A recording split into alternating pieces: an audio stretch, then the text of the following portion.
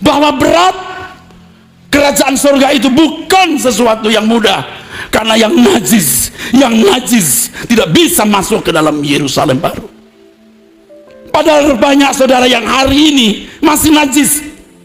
Kok Pak Iras tahu? Saya merasa masih najis hidupmu. Kalau engkau mati hari ini, engkau nggak layak masuk surga. Kaumu boleh jadi orang baik-baik, tapi standar Tuhan bukan orang baik, tapi kudus seperti Tuhan kudus.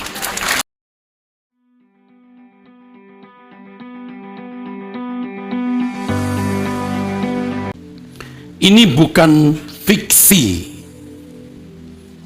ini bukan fantasi, tetapi ini realita yang akan dihadapi oleh setiap orang, setiap kita, saya, setiap saudara akan ada di hadapan tahta pengadilan Tuhan ini, saudara. Saudara pasti sudah tahu. Saudara pasti sudah tahu. Saudara pasti tahu bahwa akan ada penghakiman. Tetapi saudara, ironisnya kita tidak serius merespon realita pengadilan yang nanti kita akan hadapi.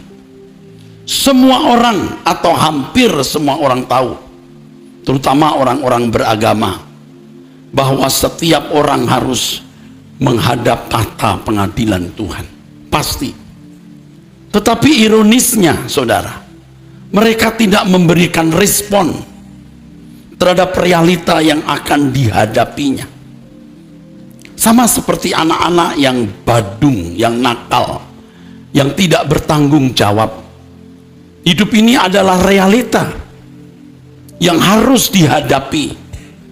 Orang tua dari perjalanan hidup mengerti, karenanya dia menasihati anak untuk sekolah dengan baik, bergaul dengan baik, hati-hati dalam pergaulan.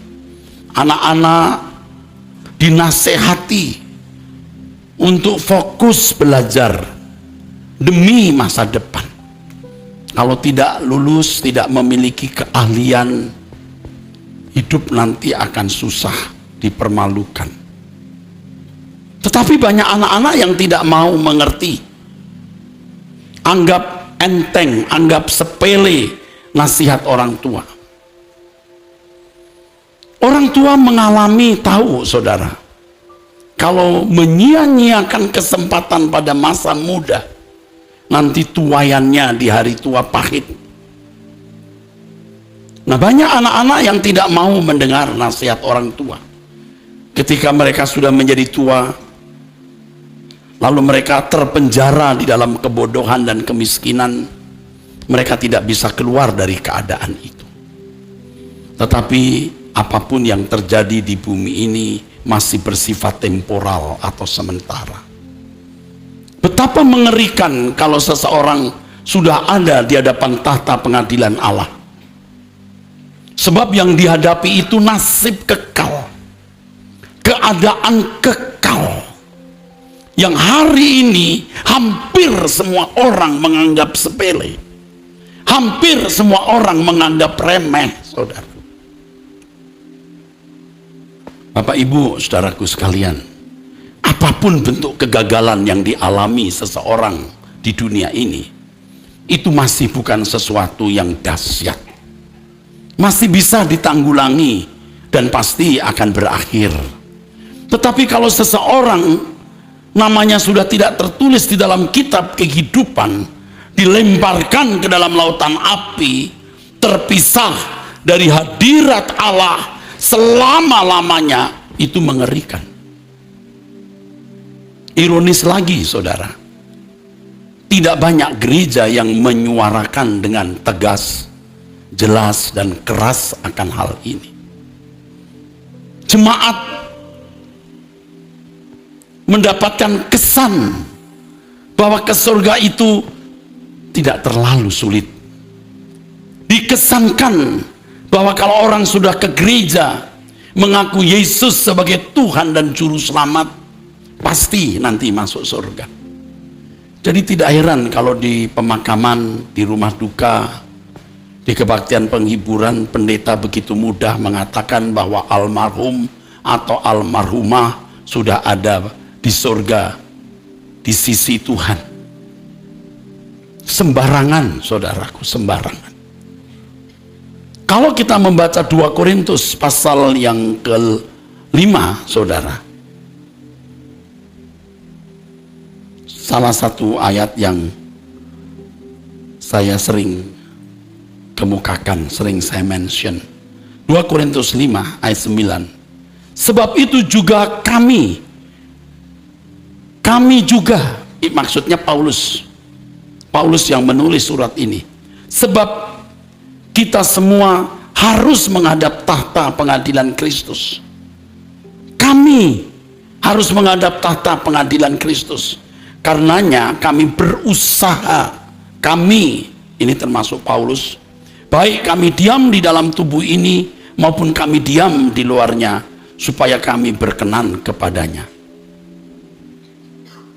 Sebab kita semua harus menghadap tahta pengadilan Kristus, supaya setiap orang memperoleh apa yang patut diterimanya, sesuai dengan yang dilakukannya, sesuai dengan yang dilakukannya, sesuai dengan yang dilakukannya, sesuai dengan yang dilakukannya dalam hidupnya ini, baik ataupun jahat.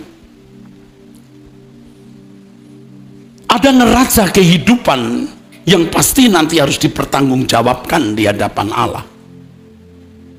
Jadi sebenarnya hidup ini tidak gratis, saudara. Dan banyak orang telah menjadi sesat dan berpikir hidup ini gratis. Dia bebas berbuat apa saja dan aman-aman saja, berakhir di kuburan, lalu ya entah nanti bagaimana. Ini namanya orang yang tidak berakal. Tidak berakal, saudara. Tadi kita membaca kitab Wahyu, besar kecil orang berkumpul di hadapan tahta pengadilan Allah. Tidak ada yang bisa lolos dari ketepatan pengadilan itu. Tidak ada yang bisa disembunyikan. Tidak ada yang bisa disuap, saudara. Dan betapa mengerikan keadaan itu, saudara. Saudara tahu, banyak orang tahu, tapi ironisnya tidak merespon, tidak memberikan tanggapan terhadap realita yang akan dihadapi nanti. Terus terang saya tidak yakin, saudara, saudara telah merespon dengan baik hal itu. Entah bagaimana, saudara, dunia telah mewarnai kita sehingga gaya hidup kita seperti gaya hidup orang yang tidak berakal tadi.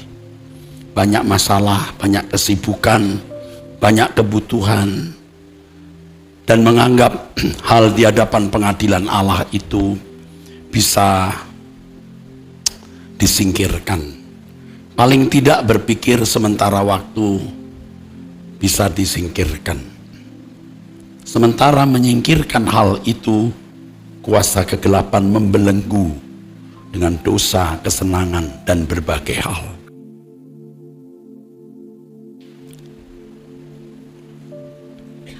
Banyak orang, hampir semua orang, tidak sungguh-sungguh serius mempersiapkan diri menghadapi pengadilan itu. Dan ironisnya, gereja tidak berbicara tegas, tidak berbicara jelas dan keras akan hal ini, saudara. Dikesankan bahwa semua yang ke gereja mengaku Yesus sebagai Tuhan dan Juru Selamat pasti, atau paling tidak ada kecenderungan masuk surga, sehingga saudara tidak memiliki sikap berjaga-jaga menghadapi realitas pengadilan Tuhan itu.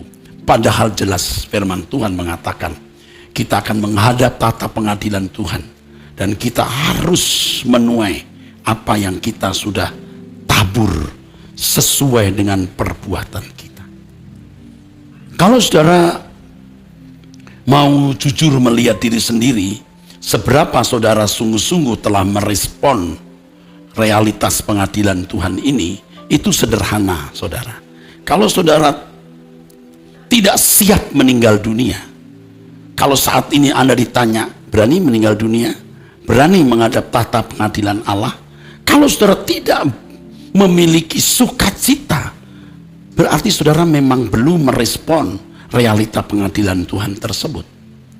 Beda dengan orang yang berjaga-jaga, serius memperhatikan neraca hidupnya setiap hari.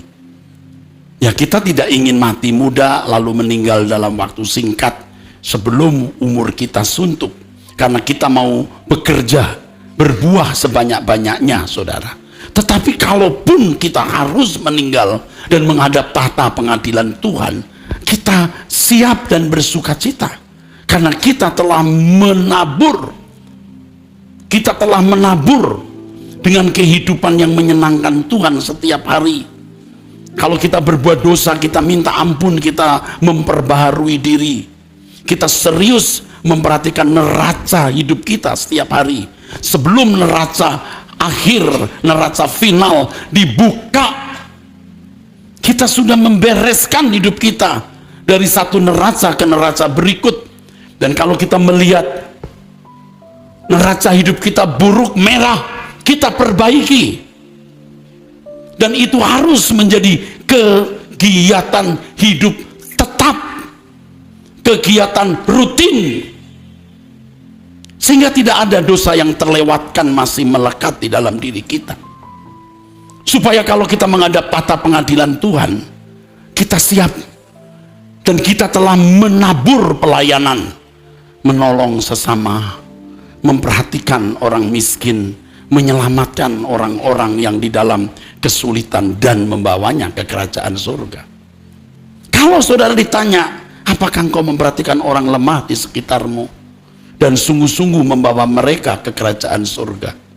Bukan berapa jumlah orang yang sudah kau bawa ke gereja, tetapi bukan hanya begitu, saudara. Tapi apakah benar orang yang telah kau bawa kepada Tuhan itu benar-benar telah selamat? Pertanyaan berapa jiwa yang saudara sudah menangkan? Saudara mungkin tidak bisa jawab.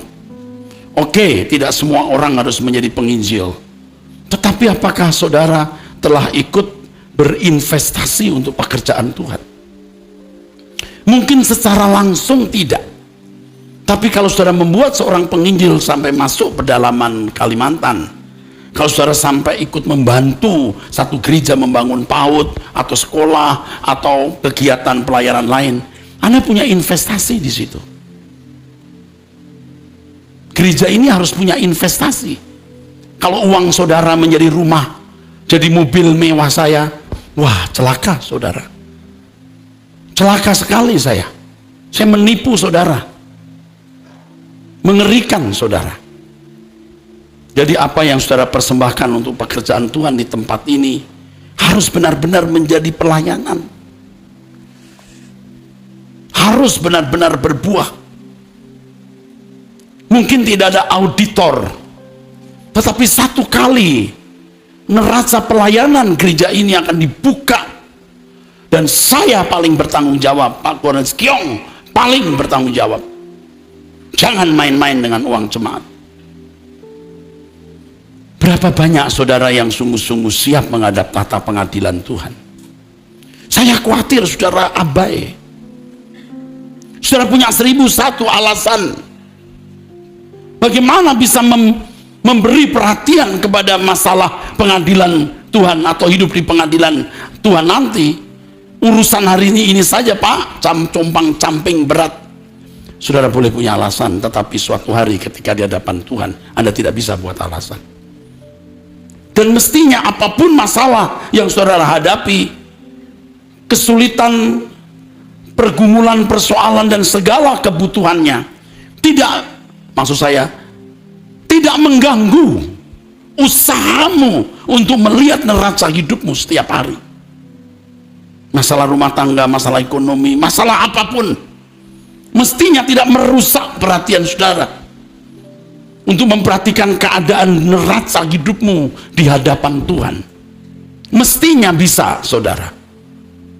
Tapi kalau saudara sudah menganggap hal ada di pengadilan Tuhan itu perkara sepele, Anda akan mengorbankan itu untuk perkara-perkara fana. Seperti yang saya khotbahkan minggu lalu, menukar hak kesulunganmu dengan semangkok makanan. Saya berusaha untuk berimajinasi, saudara, membayangkan perasaan Tuhan. Perasaan Tuhan Yesus,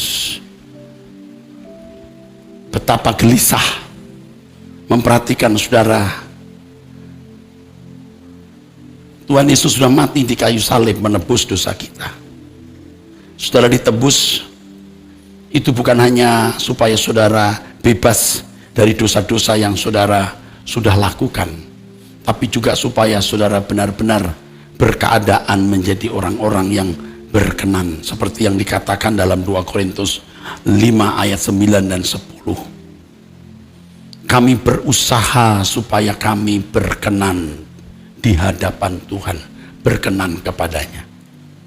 Seperti penjara, kita dulu di dalam penjara, Tuhan Yesus membongkar pintu penjara. Kita bukan hanya menerima anugerah pintu penjara terbuka, tapi kita juga harus melangkah keluar dari penjara itu, saudara. Tuhan bukan hanya menyediakan pengampunan dosa atas semua perbuatan dosa kita, tapi Tuhan juga mau membebaskan diri kita dari kodrat dosa, supaya kita berkenan. Kalimat ini sebenarnya jelas, saudara, walaupun kelihatannya implisit tetapi juga eksplisit mestinya, bahwa Tuhan Yesus mati di kayu salib menebus dosa kita, itu tidak otomatis membuat kita berkenan di hadapan Tuhan. Kita dibenarkan tapi belum berkeadaan benar-benar benar. Kita ini dikuduskan oleh darah Yesus, tapi juga harus dikuduskan oleh firman. Artinya dosa-dosa masa lalu kita dihapus, dianggap tidak pernah ada. Tetapi jangan ada niat, kodrat dosa yang tersisa di dalam diri kita. Yang saya pahami kemudian hari sekarang ini, ternyata dosa yang mendatangkan maut itu adalah kodrat dosa yang tidak diselesaikan. Nanti ada satu waktu di mana saya akan memberikan seminar khusus mengenai hal ini. Semua dosa diampuni, semua perbuatan dosa diampuni, tapi kodrat dosamu tidak bisa diampuni, karena kamu harus menyelesaikannya. Kalau dosa-dosa yang kita lakukan diampuni Tuhan dengan darah Yesus yang menghapus, tapi kodrat dosa kita harus dihapus dengan firman. Yohanes 17, saudaraku, ayat 17 mengatakan, kuduskan mereka dalam firman-Mu, kuduskanlah mereka dalam kebenaran, firman-Mu adalah kebenaran. Bagaimana sifat dosa kita diganti dengan sifat Allah, dan kita harus membawa keadaan kita itu di hadapan Tuhan, supaya kerajaan surga tidak ada lagi pemberontak, tidak ada lagi orang-orang yang berbuat apa yang tidak sesuai kehendak Allah. Karena sejak di bumi telah diproses. Bukan hanya perbuatan dosa yang telah dilakukan dihapus, dianggap tidak ada, dibenarkan, tapi juga setiap potensi dosa yang ada dalam diri kita diganti oleh sifat-sifat Allah. Jadi kita kenal diri kita. Aku masih gampang tersinggung, aku masih matre, aku masih genit, aku masih tertarik dengan dosa. Kita kenal diri kita. Kita bawa neraca batin kita di hadapan Tuhan. Yang tadi saya katakan, neraca hidup kita di hadapan Tuhan. Dan Tuhan periksa. Makanya kalau setiap hari saudara punya waktu bertemu Tuhan, tidak mungkin Tuhan tidak berbicara. Kekudusan Tuhan itu akan membuat saudara sensitif terhadap dosa. Perjumpaan dengan Allah akan membuat saudara sensitif terhadap dosa. Yang akhirnya saudara menjadi anti dosa. Tidak bisa, saudara. Ada seorang yang saya kenal baik dulu di Indonesia, saudara, ya, biasalah di Indonesia makan di warteg, makan di mana begitu. Beberapa tahun dia tinggal di luar negeri, di salah satu negara di barat. Datang ke Indonesia makan warteg, di mana pernah menjadi mahasiswa makan. Saudara, minum air tehnya saja membuat dia buang-buang air. Resisten tubuhnya. udah biasa dengan situasi yang bersih. Jadi ketika dia mengkonsumsi sesuatu yang sedikit kurang higienis, langsung menolak tubuhnya, saudara. Benar itu. Yang lain beberapa tahun di luar negeri, baru beberapa tahun, ketika kembali ke Indonesia makan di tenda di pinggir jalan. Biasa dulu makan di situ. Sekarang kalau bau nggak sanggup dia. Penciumannya nggak sanggup mencium keadaan itu. Resisten. Kalau kita di hadapan Tuhan rajin setiap hari, Anda baru merasakan resistensi itu. Bukan tidak mau berbuat dosa, tidak bisa berbuat dosa. Dan kita itu mengenali diri kita. Kalau masih ada dosa, kita tahu. Di dalam doa-doa saya mengatakan jujur, Tuhan, ini masih ada hasrat. Makanya Tuhan sering izinkan saya mendapat kesempatan di mana saya berbuat dosa. Ada umpan-umpan yang dibiarkan Tuhan untuk bisa saya nikmati. Daging saya berkata, sikat beli. Tetapi saya harus menang. Kalau saya ingat tanggung jawab saya begitu besar. Belum ketemu Tuhan. Ingat cucu-cucu saya. Ingat anak saya mahasiswa STT. Kalau aku berbuat salah, hancur semua. Jadi apa? Belum melihat Tuhan. Belum jemaat yang sekian ribu hadir. 3.000 lebih sekali kebaktian. Saya harus seperti korban yang di atas korban di atas mezbah disembelih. Saya tahu masih ada. Saya bukan tidak tahu, saya tahu masih ada. Makanya doa saya begini, Tuhan jangan sampai aku merobek kekudusan. Yang kurobek itu dosa. Kapan kita robek dosa? Waktu kita punya kesempatan berbuat dosa, kita menolak, kita robek dosa. Kita robek lagi. Dulu nanti ada kesempatan yang lebih besar, nanti kita robek lagi. Saudara mengerti maksud saya? Kita akan punya kesempatan. Tuhan membiarkan kita diumpanin dosa. Kita harus menolak. Sakit saudara, kita merobek dosa. Atau kita berbuat dosa, kita merobek kesucian. Nanti kita bisa buat lagi, merobek berikutnya. Sampai kita tidak bisa keluar. Jadi bersyukur sebelum kita menutup mata, kita sudah robek kodrat dosa kita. Kodrat dosa berkeping-keping sampai tidak bisa menyatu. Amin saudara? Paham ya saudara? Ingat kalimat ini, Tuhan memberi saudaraku keadaan atau mengizinkan keadaan saudara dan saya berbuat dosa. Saudara harus menangkap proses ini. Sebab dosa, dalam arti kodrat ya, tidak bisa dirobek tanpa penyangkalan diri. Amin. Kalau saudara punya kekurangan punya kelemahan main judi, berjudi. Anda punya kesempatan nanti, punya uang, dibawa teman ke tempat judi. Kalau saudara berkata tidak, Anda robek dosa itu. Tapi kalau Anda berbuat judi, Anda robek kesucian. Anda punya kesempatan berzina. Ada wanita, ini kalau pria ya, kalau wanita ada pria. Di tempat di mana orang tidak melihat. Sering kumpul, ketemu, tidak ada orang melihat. Ada umpan. Kita harus berkata tidak. Kita robek kodrat dosa kita. Saudara punya temperamen keras, kasar, tidak mau direndahkan, tapi Anda direndahkan, dihina. Saudara rasanya mau membalas, tapi saudara diam. Anda diam. Anda robek dosa itu. Anda robek. Sakit. Anda dilukai, Anda difitnah. Rasanya kita mau balas, kita mampu balas, tapi kita tidak membalas. Sakit kita. Kita robek kodrat dosa kita. Saya termasuk temperamen, Pak. Tapi Tuhan menghajar saya luar biasa. Dilukai luar biasa. Dikhianati luar biasa. Tapi itu cara Tuhan merobek dosa saya.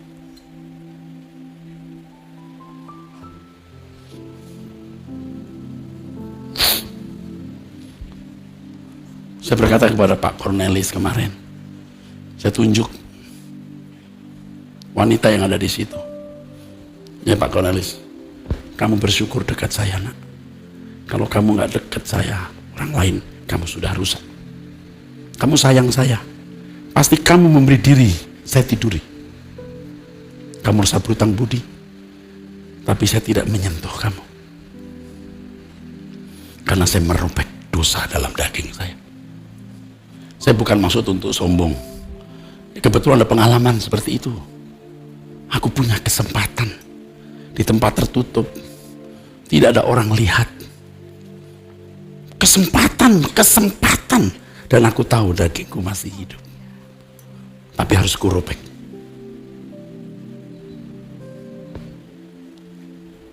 Saudara punya kesempatan untuk korupsi, berzina, marah, balas dendam, memuaskan diri dengan beli ini, beli itu. Tapi bisa nggak saudara berkata tidak jika Roh Kudus melarang? Kau robek dosa dalam dirimu, itu kodrat dosa dalam dirimu. Saya sebenarnya tidak mau berbicara hal yang lebih bersifat pribadi, tapi yang satu ini kebetulan ada Pak Kyong, ada Pak Agustinus. Kita belajar untuk hidup suci. Belum melihat Tuhan, lihat cucu-cucu kita saja. Kalau aku berdosa, kamu gak aman. Paham? Kita lihat anak-anak kita. Aduh, kalau aku gak benar, aku mencelakai kamu. Tapi kalau aku hidup suci, aku membentengi kamu. Ku peluk cucuku, ku belai dan berkata, ku lindungi kamu dengan kesucian. Saya juga harus berkata, ku lindungi jemaat dengan kekudusan. Supaya setiap kali aku berkhotbah, aku diurapi. Aku benar-benar menyampaikan isi hati Tuhan. Jangan minta pengurapan di mimbar saja. Dari hari ke hari hidup dalam pengurapan. Supaya benar-benar jemaat mendengar apa yang Tuhan kehendaki untuk didengar saat ini. Dan saudara pasti mendapatkan semacam konfirmasi dari Tuhan. Ya, ini suaraku. Ya, ini suaraku.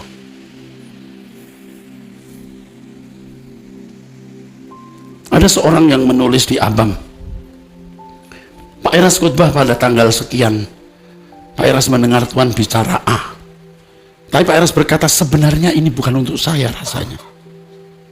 Tapi saya bisa belajar dari suara ini. Ternyata itu untuk seorang yang ada di situ.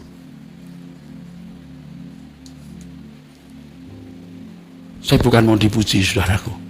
Tadi saya baru berkhotbah pada jam 9 di tempat ini. Aku bertanggung jawab. Aku merasa pekerjaan Tuhan sekarang kok berat. Karena pengaruh dunia merusak orang. Domba-domba lebih mendengar suara orang asing daripada suara gembala yang baik. Makin kacau. Dan kalau saya sebagai gembala kecil berkata, ayo, ayo, ayo. Tapi banyak orang pikirannya telah dirusak oleh dunia. Padahal mestinya nanti ketika saya di surga, saudara ada di situ. Kalau sampai saudara tidak masuk surga karena saya, betapa celakanya saya. Ada kuota yang harus saya penuhi untuk bisa membawa orang ke surga. Tetapi kalau saya tidak memenuhi kuota itu, celaka. Jika saya sudah penuhi, Anda tidak masuk surga, it is not my fault. Bukan salahku. Saya mengkhotbahkan itu dengan maksud bahwa berat. Kerajaan surga itu bukan sesuatu yang mudah. Karena yang najis tidak bisa masuk ke dalam Yerusalem baru. Padahal banyak saudara yang hari ini masih najis. Kok Pak Eras tahu? Saya merasa masih najis hidupmu. Kalau engkau mati hari ini, engkau gak layak masuk surga. Kaumu boleh jadi orang baik-baik, tapi standar Tuhan bukan orang baik, tapi kudus seperti Tuhan kudus. Jangan marah, Anda marah pun saya nggak peduli. Jangan. Saudara periksa diri saudara, lihat neraca hidupmu. Banyak hal yang masih kau lakukan, kodrat dosa yang tidak kamu robek. Saudara nanti kalau di hadapan pengadilan Tuhan, saudara nggak bisa lari kemana-mana. Ngeri sekali, saudara. Karenanya saudara harus menyelesaikannya sekarang. Lah cuman minta ampun apa sulitnya? Lalu setelah itu baru sulit. Bagaimana membiasakan diri melakukan yang kudus. Jaga mulutmu. Ampuni orang yang bersalah terhadap kamu. Jangan berbuat dosa. Roh Kudus itu di dalam dirimu aktif. Ya bicara terus. Tapi engkau budek karena yang engkau tidak terbiasa mendengar suaranya. Gadget saja engkau lihat, ya enggak. Kenapa kamu tidak buang? Skip saja, enggak perlu dilihat. Supaya sudah fokus ke Tuhan.